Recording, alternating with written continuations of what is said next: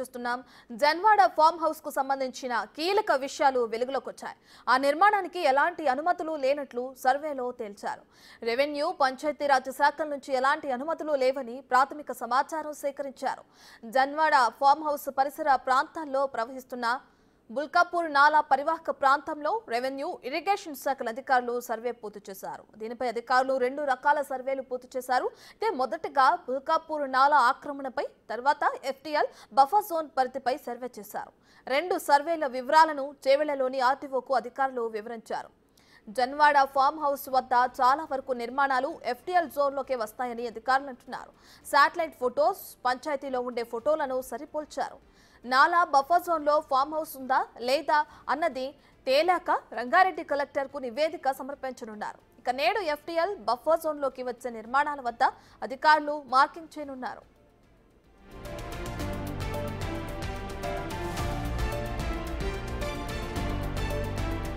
హైదరాబాద్ సమీపంలోని శంకర్పల్లి మండలం జన్వాడ రెవెన్యూ పరిధిలో ఉన్న ఈ ఫామ్ హౌస్ కేటీఆర్ ఆధీనంలో ఉండటం, బుల్కాపూర్ నాలా బఫర్ జోన్ పరిధిలో ఉందన్న ప్రచారంతో చేవెళ్ల రెవెన్యూ డివిజన్ అధికారులు కొన్ని అంశాలు సేకరించినట్లు తెలుస్తోంది.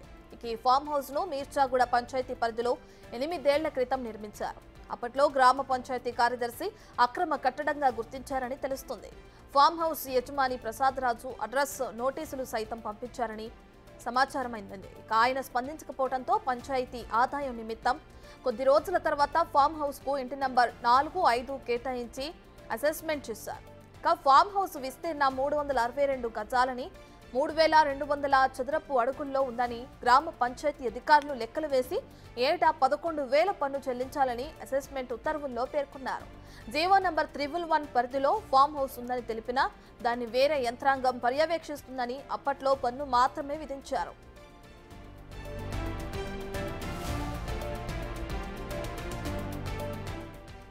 ఇదే విషయానికి సంబంధించి పూర్తి డీటెయిల్స్ మా ప్రతినిధి రాణా అందిస్తారు. రైట్ రాణా, అటు జన్వాడ ఫామ్ హౌస్ కి సంబంధించి కీలక విషయాలు వెలుగులోకి వస్తున్నాయి. దీనికి సంబంధించి ఇప్పటికే అటు రెవెన్యూ పంచాయతీరాజ్ శాఖల నుంచి కూడా అనుమతులు లేవని కూడా ప్రాథమికంగా సర్వేలో తేలినట్టు కూడా మనం చూస్తున్నాం. పూర్తి డీటెయిల్స్ ఏంటి రాణా? అంటే కోర్టులో ఈ విషయం ప్రస్తావనకు వచ్చినప్పుడు వారే చెప్పారు, మీరు ఎవరి వద్ద ఈ ఫామ్ హౌస్ కొనుక్కున్నారు, ఎవరు పర్మిషన్ మీరు తీసుకున్నారన్నప్పుడు ఇక్కడ ఉన్నటువంటి జన్వాడ గ్రామ సర్పంచ్ వద్ద మేము పర్మిషన్ తీసుకొని ఈ కట్టడం కట్టామనేసి కూడా వారు కోర్టు వద్ద కూడా దృష్టికి తీసుకొచ్చారు. అయితే ఎక్కడా కానీ గ్రామ సర్పంచ్కి పర్మిషన్స్ ఇచ్చే అధికారాలు ఉండవు. కావాలంటే విలేజ్ సెక్రటరీకి కానీ అలాగే మున్సిపల్ శాఖ అధికారులకు మాత్రమే ఈ పర్మిషన్ ఇవ్వడానికి అధికారం ఉంటుందని కూడా కోర్టు కూడా చెప్పినటువంటి పరిస్థితి కనపడుతుంది. ఈ నేపథ్యంలోనే కోర్టు కూడా ఇటు హైడ్రాక్ కూడా కొన్ని కీలకమైనటువంటి సూచనలు చేసింది. నిబంధనలను చూసి ఎక్కడ అతిక్రమించారో వాటిపైన కూడా మీరు చర్యలు తీసుకోండి అని కూడా చెప్పిన నేపథ్యంలో దానికి తగ్గట్టుగా ఇంకోసారి లీగల్ ఇష్యూస్ రాకుండా ఉద్దేశంతో దాదాపు రెవెన్యూ అధికారులు కానీ, ఇరిగేషన్ అధికారులు కానీ, టౌన్ ప్లానింగ్ అధికారులు కానీ, అన్ని శాఖల అధికారులు కూడా దాదాపు వారం నుంచి కూడా ఈ గండిపేట జలాశయం వద్ద అతి సమీపంలో ఉన్నటువంటి ఈ అక్రమ కట్టడాలు కానీ, ఎఫ్టీఎల్ జోన్లోకి వచ్చేటివి కానీ, అలాగే మరొక విషయం ఏమంటే ఈ బుల్కాపూర్ నాలా, ఈ బుల్కాపూర్ నాలా ఆక్రమణలకు గురైంది, అది కనపడకుండా పోయింది. కేవలం ఒకప్పట్లో చాలా పెద్దగా ఉన్నటువంటి ఈ బుల్కాపూర్ నాలా చాలా చిన్నగా కుచించుకుపోయింది అనేది కూడా మొదటి నుంచి వారు చెప్తున్నటువంటి నేపథ్యంలో దాని తగ్గట్టుగా ఫిర్యాదులు కూడా వచ్చాయి. ప్రభుత్వం కూడా దీనిపైన పూర్తి స్థాయి సర్వే కూడా చేయాలనే ఉద్దేశంతో ఉంది. కాబట్టి దాని తగ్గట్టుగా 2 రకాల సర్వేల్ని దాదాపు 3 రోజుల పాటు కూడా వారు చేయడం జరిగింది. చేసినటువంటి అన్నీ కూడా రిపోర్ట్లు కూడా వారు సిద్ధం చేస్తున్నారు. నిన్న గత 2 రోజుల నుంచి కూడా చేసినటువంటి సర్వేకి సంబంధించిన వివరాలను కూడా పూర్తి స్థాయిలో ఆర్టీవీ కార్యాలయానికి వెళ్ళారు. అక్కడికి వెళ్ళి వాళ్ళకి వివరించారు. తర్వాత నెక్స్ట్ ఏం చేయాలి, ఎందుకంటే ఆల్రెడీ శాటిలైట్కి సంబంధించినటువంటి అన్ని పిక్చర్స్ ఉన్నాయి. ఫామ్ హౌస్ కట్టకముందు, కట్టిన తర్వాత బుల్కాపూర్కు సంబంధించి నాలా ఎన్ని సంవత్సరాలు ఎట్లా పారి ఉంది, ఎందుకంటే ఈ ప్రాంతం అంతా కూడా ఈ బుల్కాపూర్ ఇప్పుడు నేను ఉంటున్నటువంటి ఈ ప్లేస్ అంతా కూడా ఇప్పుడు బుల్కాపూర్ నాలాపైనే వారు కట్టారు. ఇక్కడికి వచ్చే మాత్రం ఈ బుల్కాపూర్ నాలా వాటర్ లేదు, ఏం లేదు, మొత్తం అంతా చెట్లతో నిండిపోయింది, ఇదంతా ఆక్రమణకు గురిపోయింది. అయితే ఇది చాలా పెద్దగా ఉండింది. ఇంకా 9 మీటర్ల నుంచి 27 మీటర్ల వరకు ఆ ఒక్క ఫామ్ హౌస్ ఏదైతుందో ఈ మెయిన్ గేట్ కనపడుతుంది కదా, ఈ మెయిన్ గేట్ దగ్గర వాళ్ళు కట్టారనేది కూడా అధికారులు ప్రాథమికంగా నిర్ధారణ చేసినటువంటి పరిస్థితి. కాబట్టి దీనిపైన ఇప్పుడు విచారణ కొనసాగుతుంది. అయితే ఈరోజు మాత్రం ఆల్రెడీ 2 రోజుల నుంచి సర్వే చేసినటువంటి వివరాలంతా కూడా బేస్ చేసుకొని ఎఫ్టైల్ జోను అలాగే బఫర్ జోన్లు కూడా వారు నిర్ధారణకు వచ్చారు.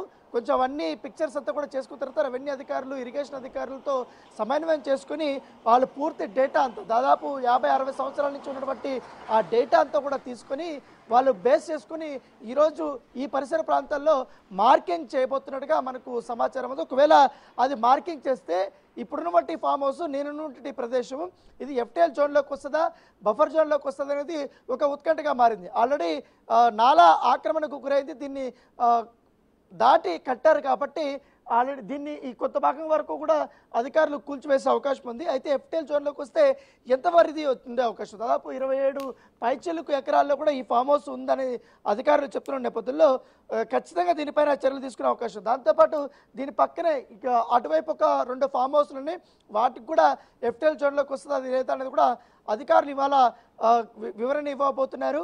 అయితే ప్రస్తుతానికైతే 2 సార్లు సర్వే చేశారు కాబట్టి ఆ డేటానంతా కూడా పూర్తి స్థాయిలో హైడ్రా కానీ అలాగే రంగారెడ్డి జిల్లాకి కలెక్టర్కి అందించిన తర్వాత ఆయన డిసిషన్ తీసుకుంటారు. మున్సిపల్ అధికారులతో ఇవి కూల్చివేస్తారా లేకపోతే ఇది హైడ్రాకి అప్పచెప్తారా అనేది కూడా ఒక ఉత్కంఠగా కొనసాగుతున్న నేపథ్యం అయితే కనపడుతుంది. ప్రస్తుతం అయితే ఈ బుల్కాపూర్ నాలకు సంబంధించి ఆక్రమణలపైన ప్రత్యేకమైనటువంటి దృష్టి కూడా పెట్టారు. అదొక క్లారిటీ వచ్చింది. ఇప్పుడు నెక్స్ట్ ఎఫ్టీఎల్ బఫర్ జోన్ అనేది క్లారిటీ వస్తే ఎంతవరకు కూల్చేస్తారనేది కూడా మనకు ఒక ఐడియా వస్తుంది. రైట్ రానా, అయితే దీనికి సంబంధించి గతంలో కేటీఆర్ వ్యాఖ్యలను కూడా మనం చూసాం. ఒకవేళ అది అక్రమ నిర్మాణం అయినా కానీ ఏదైనా లొసుగులు ఉన్నట్లయితే కనుక ఖచ్చితంగా నా చేతులతో నేనే కూల్చివేస్తానని చెప్పి కూడా కొన్ని కామెంట్స్ చేశారు. ఇంకో పక్కన కూడా అది ప్రతిపక్ష పార్టీలో ఉన్న నేతల ఫామ్ హౌస్ కాబట్టే ఈ విధంగా హైడ్రా తరపు నుంచి కూల్చివేతల వరకు వెళ్ళింది అనే వాదనలు కూడా వినిపిస్తున్నాయి. సో ఓవరాల్గా దీన్ని అంతా ఎలా చూడొచ్చంటారు రానా? ఎస్, ఆయన చెప్పినటువంటి మాటలకే కౌంటర్గా, ఎందుకంటే మాజీ కేంద్ర మంత్రిగా రక్షణ శాఖలో డిఫెన్స్ మంత్రిగా పనిచేసినటువంటి పల్లంరాజు కాంగ్రెస్ పార్టీలో చాలా సీనియర్ నేత, కాంగ్రెస్ పార్టీకి సంబంధించిన ఆయనకి సంబంధించిన గండిపేట జలాశయానికి అత్యంత సమీపంలో ఉన్నటువంటి ఓరో స్పోర్ట్స్ విలేజ్ అంతా ఉంటుంది, 10 ఎకరాల పైన ఉంటుంది. అది ఫస్ట్ కూల్చారు. అది కూల్చిన తర్వాతే ఎవరిని ఏ పార్టీకి సంబంధించిన వారు కూడా ఆక్రమించినటువంటి వారు ఎవరన్నా ఆక్రమణలు చేసినటువంటి వారైనా కూడా వారిని వదిలిపెట్టే ప్రసక్తి లేదు. ఒక మెసేజ్ ఇచ్చినా ఆ మెసేజ్ ఇచ్చినా కూడా వాళ్ళు చూసుకోకుండా కావాలన్న కక్ష సాధింపు చర్యల్లో భాగంగానే మా ఫామ్ హౌస్ వైపు వస్తున్నారంటూ కూడా కొంతవరకు సోషల్ మీడియా వీళ్ళు నెగిటివ్ ప్రచారం చేస్తారు. దీన్ని దాంతోపాటు కొంతమంది పేర్లు కూడా తగ్గించారు. ముఖ్యంగా పట్నం మహేందర్ రెడ్డి పేరు, అలాగే ఇటు పొంగులేటి శ్రీనివాసరెడ్డి పేరు, ఇతరుల పేర్లు కూడా కొన్ని ప్రస్తావించారు. అయితే వాళ్ళే స్వయంగా పట్నం మహేందర్ రెడ్డి కూడా చెప్పారు, ఒకవేళ నిజంగానే నా ఫామ్ హౌస్ ఎఫ్టీఎల్ పరిధిలోకి వస్తే ఖచ్చితంగా దాన్ని కూల్చివేయండి, నేను కూడా వస్తానంటూ కూడా ఆయన కూడా చెప్పారు. పొంగులేటి శ్రీనివాసరెడ్డి కూడా అదే స్పష్టంగా చెప్పారు. ఇక్కడ మేమందరం కూడా కొంతమంది తెలిసి తెలియక కొన్ని ప్లేసులు కొనుక్కున్నాం, అవి ఈ బఫర్ జోన్లోకి ఎఫ్టీఎల్ జోన్లోకి వస్తాయని తెలియక కొన్నట్టున్నాం అనేది వాళ్ళు చెప్తున్న వర్షను. సో మాది కూల్చేసండి, అలాగే మిగతావి కూడా కూల్చేసండి, అంతేగాని ఇక్కడ చెరువులని నాలాల్ని పాలకల్ని పూర్తిగా కాపాడే బాధ్యత రాష్ట్ర ప్రభుత్వానికి కాబట్టి ఇక్కడ తన మన భేదం ఏమి ఉండదు, ఎవరనేది ఉండదు. ఇది రాజకీయానికి సంబంధించినది కాదు, ఈ ప్రజలకు సంబంధించింది. ఎందుకంటే ఒకప్పట్లో గండిపేట జలాశయము నిండిందంటే ఈ చుట్టుపక్కల ప్రాంతాలంతా కూడా పల్లెలు ఉండేటివి, మొత్తం పంట పొలాలు కూడా ఉండేటివి, మొత్తం నిండిపోయేది, జలమయం అయిపోయే ప్రసక్తి. సో దాని నేపథ్యంలో ఈ బుల్కాపూర్ నాలాని ఆ వరద ఉధృతి అనేది ఎక్కువగా ఉంటే ఆ డైవర్షన్ చేయడం కోసం, ఎందుకంటే గండిపేట జలాశయం వాటర్ నుంచి డైవర్షన్ చేసి కొంతమేరకు కూడా వాటర్ని ఇట్లా డైవర్ట్ చేసి ఇక్కడున్న పంట పొలాలకి ఇవన్నీ ఇచ్చడం, దాంతోపాటు ఈ వాటర్ అంతా ఇక్కడి నుంచి బుల్కాపూరు, మోకిల, జన్వాడ, మణికొండ ఇలాంటి ప్రాంతాలంతా కూడా చేసి అక్కడి వరకు వెళ్ళేవారు. దాంతోపాటు హుస్సేన్ సాగర్లో ఇది కలిసే వాటర్ ఇది.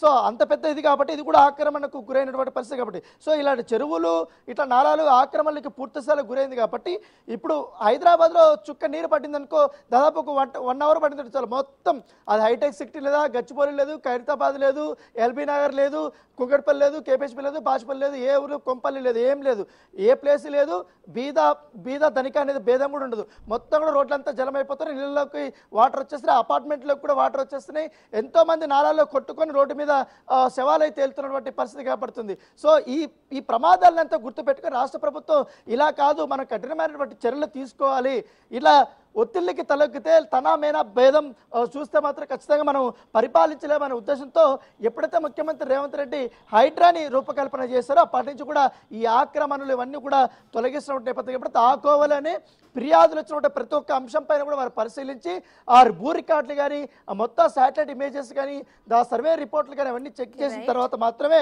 ఈ యొక్క కూల్చివేతలు జరుగుతున్నాయి. ఆ కోవలకే ఈ జనవాడ ఫామ్ హౌస్ వస్తుంది కాబట్టి తొందరలోనే దీన్ని కూడా కూల్చివేతకి రంగం సిద్ధమైనటువంటి పరిస్థితి కనపడుతుంది. Right, thank you Rana.